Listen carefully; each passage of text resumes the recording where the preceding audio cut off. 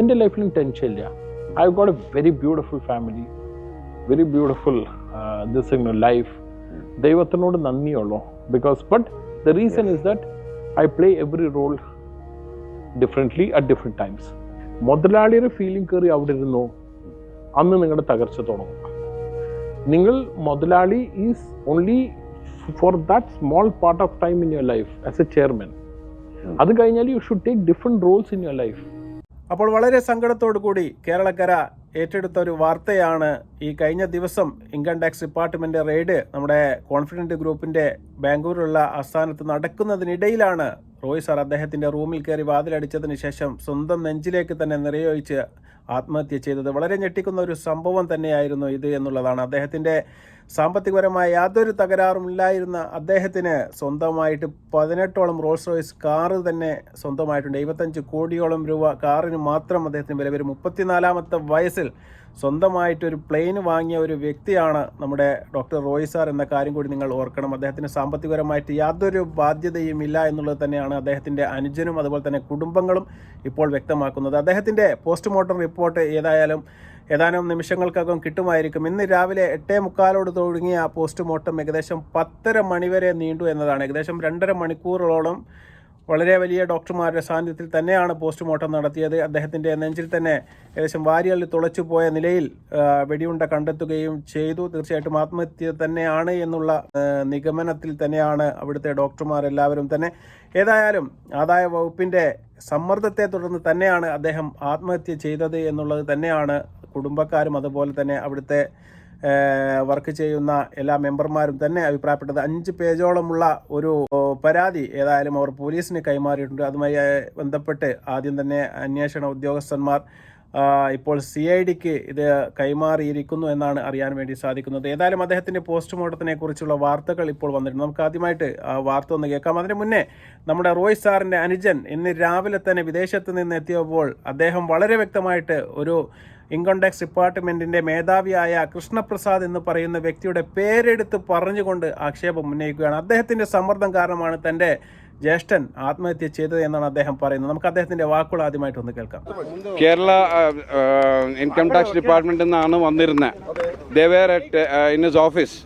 അവർ 3 ദിവസമായിട്ട് അവർ ഓഫീസിലുണ്ട്. 28-ാം തീയതി വന്നാണ്. 28, 29, ഇന്നലെ 30-ാം തീയതി രാവിലെ എന്നെ വിളിച്ചിട്ട് പറഞ്ഞു. റോയ് വിളിച്ചിട്ടുണ്ടായിരുന്നു. 10:40 രാവിലെ വിളിച്ചിട്ട് പറഞ്ഞു, നീ എപ്പോഴാണ് വരുന്നത്, എനിക്കൊന്ന് കാണണമെന്ന്. അപ്പോൾ ഞാൻ പറഞ്ഞു ഇന്ന് 7 മണിക്ക് കാണാമെന്ന് പറഞ്ഞാണ്. പക്ഷെ ആളുണ്ടായില്ല, ആൾ പോയി.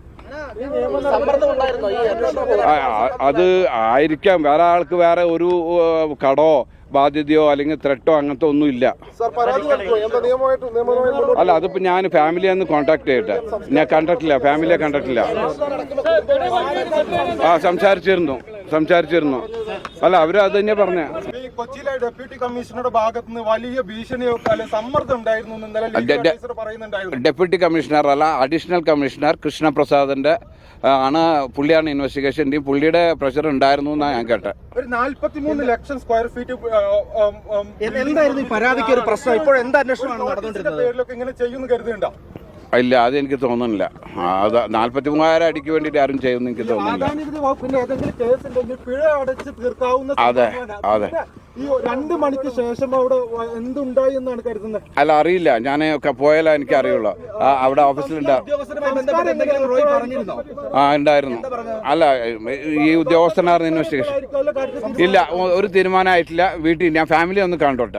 ഇത് തന്നെയാണ് സത്യം. ഇൻകം ടാക്സ് ഡിപ്പാർട്ട്മെന്റ് റെയ്ഡിന് ചുമതലയുള്ള കൃഷ്ണപ്രസാദ് എന്ന് പറയുന്ന വ്യക്തി മാനസികപരമായിട്ട് വളരെ മോശകരമായ രീതി റോയ് സാറിനെ ഭീഷണിപ്പെടുത്തുകയും സമ്മർദ്ദത്തിലാക്കുകയും ചെയ്തു എന്നുള്ള ഒരു വാക്കാലുള്ള ഒരു മറുപടിയാണ് ഇപ്പോൾ റോയ് സാറിൻ്റെ അനുജൻ ഇപ്പോൾ പുറത്ത് പറയുന്നത്. അദ്ദേഹം വിദേശത്ത് നിന്ന് വന്നതാണ്. ഇന്നലെ വിളിച്ച് പെട്ടെന്ന് എനിക്ക് കാണണമെന്ന് ആവശ്യപ്പെട്ടിരുന്നു. ഇന്ന് കാലത്ത് ഇവിടെ എത്തുമെന്ന് അദ്ദേഹം റീപ്ലൈ കൊടുക്കുകയും ചെയ്തിരുന്നു. പക്ഷേ തിരിച്ചു വരുന്ന സമയം വരെ കാത്തിരിക്കാൻ റോയ്ക്ക് ആയില്ല എന്നുള്ളതാണ്. അത്രയ്ക്കും വലിയ മാനസിക സമ്മർദ്ദത്തിൽ അദ്ദേഹത്തെ താഴ്ത്തി. അതുകൊണ്ട് തന്നെയാണ് അദ്ദേഹത്തിൻ്റെ ക്യാബിനുള്ളിൽ കയറി വാതിലടിച്ചതിന് ശേഷം 15 മിനിറ്റോളം അവിടെ നിന്ന ശേഷമാണ് അദ്ദേഹം തൻ്റെ പിസ്റ്റൾ എടുത്തുകൊണ്ട് സ്വന്തം നെഞ്ചത്തേക്ക് നിറയൊഴിച്ചത് എന്നുള്ളതാണ്. വളരെ ദാരുണമായ ഒരു സംഭവം തന്നെയാണ്. കാരണം ഇന്ന് വരെ ഒരു റെയ്ഡിലുമല്ല, ഒരു ED റെയ്ഡാകട്ടെ അല്ലെങ്കിൽ ഇൻകം ടാക്സ് റെയ്ഡാകട്ടെ, ഇതുവരെ നിയമപരമല്ലാത്ത ഒരു സ്വത്തും എന്തെങ്കിലും ഒരു പ്രശ്നമോ അദ്ദേഹത്തിൻ്റെ പേരിൽ ഉണ്ടായിരുന്നില്ല എന്നുള്ളതാണ്. പിന്നെ നിങ്ങൾ മനസ്സിലാക്കേണ്ടത്, ഇതൊരു ഇൻകം ടാക്സ് രേഖയുമായി ബന്ധപ്പെട്ട റെയ്ഡാണ്. അങ്ങനെ എന്തെങ്കിലും കൊള്ളരുതായ്മ കണ്ടെത്തിയാൽ തന്നെ ഫൈൻ അടിച്ചുകൊണ്ട് പെറ്റി അടിച്ചുകൊണ്ട് തീർക്കാവുന്ന ഒരു പ്രശ്നം മാത്രമേ ഉണ്ടായിരുന്നുള്ളൂ. ഞാൻ പറഞ്ഞതുപോലെ തന്നെ ആദ്യം സ്വന്തം അമ്മയുടെ അക്കൗണ്ടൻ്റായിട്ട് ജോലി തുടങ്ങിയ നമ്മുടെ റോയിസ് സാർ 34ാമത്തെ വയസ്സിൽ സ്വന്തമായിട്ടൊരു വിമാനം വാങ്ങാൻ വരെ കെൽപ്പുള്ള ഒരു വ്യക്തിയായി വളർന്നു എന്നുള്ളതാണ്. അദ്ദേഹത്തിന് ഞാൻ പറഞ്ഞതുപോലെ തന്നെ 18 കാറുകൾ, ഏകദേശം 75 കോടി രൂപ കാറുകൾ മാത്രം വിറ്റാൽ മാത്രം അദ്ദേഹത്തിന് കിട്ടും. അദ്ദേഹത്തിൻ്റെ കോൺഫിഡൻസ് ഗ്രൂപ്പ് തീർച്ചയായിട്ടും കോൺഫിഡൻ്റ് ആയിട്ട് മുന്നോട്ട് കൊണ്ടുപോകാനും ശതകോടീശ്വരനായി മാറാനും അധികം സമയമൊന്നും ഈ റോയ് സാറിന് വേണ്ടി വന്നില്ല എന്നുള്ളതാണ്. അതിലൊന്നും മനംനൊന്ത് പെട്ടെന്ന് അങ്ങനെ ആത്മഹത്യ ചെയ്യുന്ന ഒരു വ്യക്തിത്വത്തിൻ്റെ ഉടമയല്ല നമ്മുടെ റോയ് സാർ എന്ന കാര്യത്തിൽ യാതൊരു തർക്കവുമില്ല. അദ്ദേഹത്തിൻ്റെ പോസ്റ്റ്മോർട്ടവും അതുമായി ബന്ധപ്പെട്ട റിപ്പോർട്ടുകളും പുറത്തു വരാൻ ഇനി ഏതാനും മണിക്കൂറുകൾ മാത്രമേ ബാക്കിയുള്ളൂ. അതുമായി ബന്ധപ്പെട്ട വാർത്ത നമുക്കൊന്ന് കാണാം. അനൂജ്, ഇന്ന് ഏതാണ്ട് 2 മണിക്കൂറിലധികം ഈ പോസ്റ്റ്മോർട്ടം നടപടികൾ നീണ്ടു. രാവിലെ ഏതാണ്ട് 7:45 ഈ നടപടിക്രമങ്ങൾ തുടങ്ങുന്നത്. പിന്നീട് അത് 10:30 വരെ നീണ്ടു. അതായത് 2 മണിക്കൂറിലധികം നേരം വിദഗ്ധരായ ഡോക്ടർമാരുടെ സാന്നിധ്യത്തിലാണ് ഈ പോസ്റ്റ്മോർട്ടം നടപടികൾ പൂർത്തിയായത്. അതിൽ തന്നെ നമ്മൾ നേരത്തെ റിപ്പോർട്ടിൽ പറഞ്ഞതുപോലെ വാരിയെല്ല് തുളച്ചു കയറി, അതായത് 5ാമത്തെ വാരിയെല്ല് തുളച്ചു കയറി അകത്തേക്ക് ഹൃദയത്തിലേക്ക് വെടിയുണ്ട ചെന്ന് പതിക്കുകയാണ്. അത് പിന്നീട് തുളച്ച് പുറത്തേക്ക് പോയിട്ടില്ല, അവിടെ തന്നെയായിരുന്നു വെടിയുണ്ട ഉണ്ടായിരുന്നത്. അത് ഇതിപ്പോൾ പോസ്റ്റ്മോർട്ടത്തിനിടെ പുറത്തെടുക്കുകയും അത് ഫോറൻസിക് പരിശോധനയ്ക്ക് വേണ്ടി അയക്കുകയും ചെയ്തിട്ടുണ്ട്. ഏതായാലും ആത്മഹത്യ എന്ന രീതിയിൽ തന്നെയാണ് ഇതുവരെ വന്ന പോസ്റ്റ്മോർട്ടം അടക്കം കാര്യങ്ങൾ പരിശോധിക്കുമ്പോൾ എന്നത് മനസ്സിലാക്കാൻ വേണ്ടി കഴിയുന്നത്. രണ്ടാമത്തേത് ഈ പരാതി 5 പേജുള്ള പരാതിയിൽ കോൺഫിഡൻസ് ഗ്രൂപ്പ് തന്നെ പോലീസിന് ഇന്നലെ പ്രാഥമികമായി നൽകിയ പരാതിയിലും ആ മുറി അടച്ച് ഇരുന്നതിന് ശേഷം പിന്നീട് വാതിൽ ചവിട്ടി തുറന്നാണ് അകത്ത് വെടിയേറ്റ നിലയിൽ അദ്ദേഹത്തെ കണ്ടെത്തിയത്, ഡോക്ടർ റോയിയെ കണ്ടെത്തിയത് എന്നതാണ് പറയുന്നത്. അതുകൊണ്ട് ആത്മഹത്യ തന്നെയാണ്. പക്ഷേ എന്താണ് സമ്മർദ്ദം എന്ന കാര്യത്തിലേക്കാണ് അന്വേഷണം ഇപ്പോൾ പ്രധാനമായി നീളുന്നത്. ഇതിൽ ഇന്നലെ തന്നെ ആദായ നികുതി വകുപ്പ് ഉദ്യോഗസ്ഥരോട് ഇതുമായി ബന്ധപ്പെട്ട പ്രാഥമികമായ ഒരു മൊഴിയെടുപ്പ് പോലീസ് പൂർത്തിയാക്കിയിട്ടുണ്ട്. കേസ് അന്വേഷണം CIDക്ക് ക്രൈം ഇൻവെസ്റ്റിഗേഷൻ ഡിപ്പാർട്ട്മെന്റിന് കൈമാറുകയും ചെയ്തിട്ടുണ്ട്. കുടുംബം പറയുന്നത് മറ്റൊരു സമ്മർദ്ദവും അദ്ദേഹത്തിനില്ല. അദ്ദേഹത്തിന് സാമ്പത്തികമായി പ്രശ്നങ്ങളില്ല, കുടുംബപരമായി മറ്റെന്തെങ്കിലും പ്രശ്നങ്ങളില്ല. ഈ ആദായ നികുതി വകുപ്പ് ED അടക്കമുള്ള ഏജൻസികൾ നടത്തുന്ന അന്വേഷണം അദ്ദേഹത്തിന് മുകളിലുണ്ടായിരുന്നു. അത്തരത്തിലുള്ള സമ്മർദ്ദം മാത്രമാണ് എന്നതാണ്. പക്ഷേ ഇന്നിപ്പോൾ അദ്ദേഹത്തിന്റെ സഹോദരൻ രാവിലെ വിദേശത്ത് നിന്ന് എത്തി, രാവിലെ വിമാനത്താവളത്തിൽ നിന്ന് നേരെ ആശുപത്രിയിലേക്കാണ് എത്തിയത്.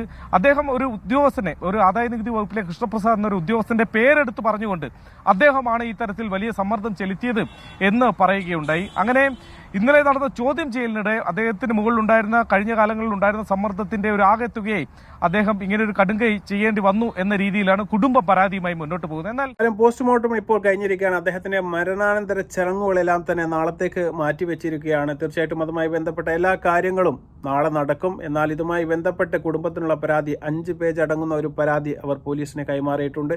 ഏതായാലും CIDക്ക് ഇതുമായി ബന്ധപ്പെട്ടുള്ള അന്വേഷണ ചുമതല കൈമാറിയിട്ടുണ്ട് എന്നാണ് അറിയാൻ വേണ്ടി സാധിക്കുന്നത്. അദ്ദേഹത്തിന് സ്വന്തം നെഞ്ചിലേക്ക് വെടിയുതിർത്ത ഉടനെ അടുത്തുള്ള ഒരു ഹോസ്പിറ്റലായ നാരായണ ഹോസ്പിറ്റലിൽ എത്തിച്ചെങ്കിലും തീർച്ചയായിട്ടും അദ്ദേഹത്തിൻ്റെ ജീവൻ രക്ഷിക്കാൻ വേണ്ടി സാധിച്ചില്ല എന്ന് തന്നെയാണ് അവിടെയുള്ള ദൃക്സാക്ഷികൾ വരെ ഇതുമായി ബന്ധപ്പെട്ട് പറയുന്നത്. തീർച്ചയായിട്ടും ഇൻകം ടാക്സ് ഡിപ്പാർട്ട്മെൻറ്റ് 28-ാം തീയതി തുടങ്ങിയ പരിശോധനകളാണ്. 28, 29, 30 ഏതായാലും 3 ദിവസം നീണ്ടുനിന്ന പരിശോധനയ്ക്കൊടുവിലാണ് അദ്ദേഹം ദുബായിലായിരുന്നു, അദ്ദേഹത്തിൻ്റെ മറ്റൊരു ഓഫീസിലായിരുന്നു. അവിടെ നിന്ന് അദ്ദേഹത്തെ വിളിച്ചു വരുത്തിയതിന് ശേഷമാണ് ഇത്തരത്തിൽപ്പെട്ട ചോദ്യം ചെയ്യലും അതുമായി ബന്ധപ്പെട്ട രേഖകൾ ഹാജരാക്കാൻ വേണ്ടിയിട്ട് സമ്മർദ്ദത്തിലാക്കിയതിനെ തുടർന്നാണ് അദ്ദേഹം അവസാനം മരണത്തിന് കീഴടങ്ങിയത് എന്നാണ്. അല്ലാതെ ഫാമിലിയായിട്ടോ അതുമായി ബന്ധപ്പെട്ട് അദ്ദേഹത്തിൻ്റെ എന്തെങ്കിലും ബിസിനസ് പരമായിട്ടോ യാതൊരു രൂപയുടെ കടം പോലും അദ്ദേഹത്തിന് ഇല്ല എന്ന് തന്നെയാണ് അദ്ദേഹത്തിൻ്റെ അനുജൻ ഇപ്പോൾ വ്യക്തമാക്കുന്നത്. എന്നാൽ വളരെ വലിയ ഒരു നഷ്ടം കോൺഫിഡൻറ്റ് ഗ്രൂപ്പിനും അതുപോലെ തന്നെ മലയാളികൾക്കും ഉണ്ടായി എന്നുള്ളത് നമുക്ക് സ്മരിക്കണം. തീർച്ചയായിട്ടും ഈ ഒരു വ്യക്തിത്വം എന്ന് പറയുന്നത് ഒരിക്കലും നമുക്ക് മറക്കാൻ വേണ്ടി പറ്റാത്തതാണ്. കാരണം ഈ കഴിഞ്ഞ ബിഗ് ബോസ് കഴിഞ്ഞ സമയത്ത് പോലും നമ്മുടെ ബിഗ് ബോസിൻ്റെ ഫസ്റ്റ് റണ്ണറപ്പായ നമ്മുടെ അനീഷ് എന്ന് പറയുന്ന വ്യക്തിത്വത്തെ അദ്ദേഹം ആദരിച്ചത് നമ്മൾ കണ്ടതാണ്. അദ്ദേഹം പറയുന്നത് എന്നെപ്പോലെ തന്നെയുള്ള ഒരു പച്ചയായ മനുഷ്യനാണ്, സാധാരണ കോമണറായി വന്നുകൊണ്ട് ബിഗ് ബോസിൽ ഇന്ന് വരെ ഒരാളും ഒരു ഫസ്റ്റ് റണ്ണറപ്പായ ഒന്നും മാറിയിട്ടില്ല. അദ്ദേഹത്തിന് 10 ലക്ഷം രൂപയുടെ ഒരു ചെക്ക് കൊടുത്തുകൊണ്ട് അദ്ദേഹം അന്ന് പറഞ്ഞ വാക്കുകൾ ഇന്നും ഞാൻ ഓർത്തെടുക്കുകയാണ്. തീർച്ചയായും അത്രയ്ക്കും വലിയ ഒരു മനസ്സിൻ്റെ ഉടമയാണ് അദ്ദേഹം സാധാരണ ജീവിതത്തിൽ നിന്ന് പടിപടിയായി കയറി വന്നതാണ്. അദ്ദേഹത്തിന് ബിസിനസ് സാമ്രാജ്യത്തിലൊന്നും വലിയ ശത്രുക്കളൊന്നും ഉള്ളതായിട്ട് ഇന്ന് പോലും നമുക്കൊരു വാർത്ത പോലും കേൾക്കാൻ വേണ്ടി സാധിച്ചില്ല. കാരണം അദ്ദേഹത്തിൻ്റെ എല്ലാ ബിസിനസ്സുകളും വളരെ സ്ട്രെയിറ്റ് ഫോർവേഡാണ് എന്നുള്ളതാണ് അദ്ദേഹത്തിൻ്റെ ബിസിനസ്സിൻ്റെ ഒരു വലിയ പ്രത്യേകത. അതുകൊണ്ട് തന്നെ അദ്ദേഹം റിയൽ എസ്റ്റേറ്റ് മേഖലയിലായിരുന്നു അദ്ദേഹത്തിൻ്റെ വരുമാനം മുഴുവനും അദ്ദേഹം ഉപയോഗിച്ച് ബിസിനസ് ചെയ്തിരുന്നത്. തീർച്ചയായിട്ടും അതുകൊണ്ട് തന്നെ പെട്ടെന്നുള്ള ഒരു വളർച്ച റോയ് സാറിന് കാണാൻ വേണ്ടി സാധിക്കും. തീർച്ചയായിട്ടും അദ്ദേഹത്തിൻ്റെ പെട്ടെന്നുള്ള ഒരു മനോവിഷമോ കാരണമോ സമ്മർദ്ദമോ കാരണം അദ്ദേഹത്തിന് അവസാനമായിട്ട് അദ്ദേഹത്തിൻ്റെ ലൈസൻസ് ഉള്ള പിസ്റ്റൾ ഉപയോഗിച്ച് സ്വന്തം നെഞ്ചിലേക്ക് തന്നെ വെടിയുതിർത്ത് മരിക്കേണ്ട ഒരു അവസ്ഥ വന്നിരിക്കുകയാണ്. തീർച്ചയായിട്ടും ഇതിനൊക്കെ ഇവിടുത്തെ നിയമ സംവിധാനം തീർച്ചയായിട്ടും ഉത്തരം പറയേണ്ടതായിട്ടുണ്ട്. കാരണം ഇവിടുത്തെ ടാക്സും കാര്യങ്ങളും എല്ലാം കെട്ടിക്കൊണ്ട് ബിസിനസ് ചെയ്യുന്ന സമയത്ത് അവരെ ഒരു പരിധി കഴിഞ്ഞ് ബുദ്ധിമുട്ടിച്ച് കഴിഞ്ഞാൽ തീർച്ചയായിട്ടും മാനസിക സമ്മർദ്ദം താങ്ങാൻ പറ്റാത്ത ഒരവസ്ഥയിലേക്ക് പോവുകയും അത്തരത്തിൽപ്പെട്ട ചില അവസ്ഥകൾ തരണം ചെയ്യുന്നതിന് പകരം മരണം എന്ന് പറയുന്ന ഒരു വഴി അദ്ദേഹം തിരഞ്ഞെടുക്കുകയുമായിരുന്നു. തീർച്ചയായിട്ടും വളരെ സങ്കടകരമായ കാര്യമാണ്. ഇതുമായി ബന്ധപ്പെട്ട് ഒരുപാട് ആരോപണങ്ങൾ ഇപ്പോൾ കുടുംബം തന്നെ, ഞാൻ പറഞ്ഞതുപോലെ തന്നെ പ്രത്യേകിച്ച് നമ്മുടെ റോയ് സാറിൻ്റെ അനുജൻ തന്നെ കൃഷ്ണപ്രസാദ് എന്ന് പറയുന്ന ഇൻകം ടാക്സ് ഡിപ്പാർട്ട്മെൻറ്റിലെ ഒരു ഉദ്യോഗസ്ഥൻ്റെ പേരെടുത്ത് പറഞ്ഞുകൊണ്ട് ആക്ഷേപം അദ്ദേഹം ഇപ്പോൾ പറഞ്ഞിരിക്കുകയാണ്. തീർച്ചയായിട്ടും ഇതുമായി ബന്ധപ്പെട്ട അന്വേഷണങ്ങൾ വരുന്ന മുറയ്ക്ക് എന്താണ് ശരിക്കും അവിടെ സംഭവിച്ചത് എന്ന് നമുക്ക് മനസ്സിലാക്കാൻ വേണ്ടി സാധിക്കും. വീണ്ടും നല്ലൊരു വീഡിയോ ആയി വരുന്നവരെ നന്ദി, നമസ്കാരം.